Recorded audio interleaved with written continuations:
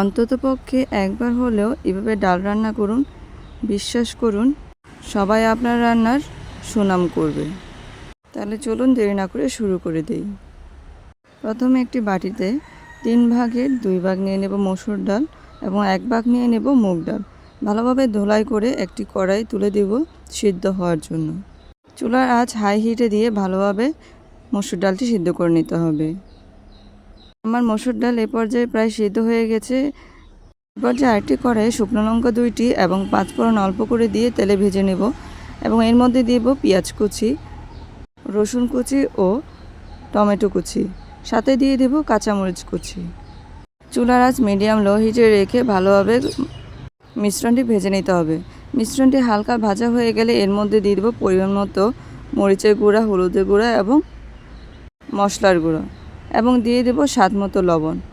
এরপর যে সবগুলো উপকরণ আবার ভালোভাবে নাড়িয়ে চাড়িয়ে তেলের মধ্যে ভেজে নেব। আমি এখানে কাঁচা টমেটো ব্যবহার করেছি যাতে টক টক ফ্লেভারটা চলে আসে। পাকা টমেটোর তুলনায় কাঁচা টমেটোতে কিন্তু বেশি টক লাগে, তাই আমি এখানে কাঁচা টমেটো ব্যবহার করেছি। এরপর যে অল্প একটু পানি দিয়ে আবার মিশ্রণটি ভালোভাবে সিদ্ধ করে নেব। এই মিশ্রণটি দেখে বুঝতেই পারছেন মশলাটি ভালোভাবে কষানো হয়ে গেছে। এ পর্যায়ে দিয়ে দেব সেদ্ধ করে রাখা মসুর ডাল ও মুগ ডালগুলো। এখানে যেহেতু ডাল রান্না করার জন্য পানির প্রয়োজন হবে, তাই সেদ্ধ করার সময় যে পানিটি থেকে যাবে সেটি সহ দিয়ে দেব। ভালোভাবে নাড়িয়ে চাড়িয়ে এর মধ্যে আবার পরিমাণ মতো পানি দিয়ে ভালোভাবে নাড়িয়ে চাড়িয়ে সেদ্ধ হতে রেখে দেব। কিছুক্ষণ পর পর মসুর ডালটি অবশ্যই নাড়িয়ে দেবেন, কারণ এখানে আমি ডালটি পাতলাভাবে করছি না, তাই নিচে লেগে যাওয়ার সম্ভাবনা থাকতে পারে। এরপর যে আমার ডাল হয়ে গেছে তা নামিয়ে রেখে আরেকটি কড়াইয়ে তেল গরম করে তার মধ্যে রসুন কুচি, পেঁয়াজ কুচি এবং মরিচ দিয়ে ভালোভাবে ভেজে নেব। এরপর যে ভাজা হয়ে গেলে গরম ডালের উপর দিয়ে দেব এবং ভালোভাবে নাড়িয়ে চাড়িয়ে দেব। অবশ্য আমাদের এলাকায় একে বলা হয় ডালে বাগার দেওয়া।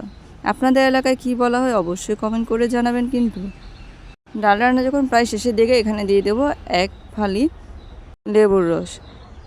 এখানে লেবুর রসটা দিলে খাবারে আলাদা একটা স্বাদ আসবে। আর একটু দিয়ে দেব আদা কুচি এবং আদা কুচি দিয়ে ভালোভাবে নাড়িয়ে চাড়িয়ে ডালটি আরেকটু হওয়ার জন্য রেখে দেব। বন্ধুরা দেখতেই পাচ্ছেন আমার এখানে ডালে কিন্তু বেশি পানি দিইনি, যতটুকু প্রয়োজন ঠিক ততটুকুই দিয়েছি, বেশি পাতলাও না বেশি ঘনও না। এরপর যে আমার ডাল রান্না শেষ, সার্ভ করলাম গরম গরম ডাল। বন্ধুরা আপনারা যদি এখানে 5 ফোড়ন পছন্দ না করেন, তাহলে আপনারা এখানে 5 ফোড়নের জায়গায় জিরে দিতে পারেন।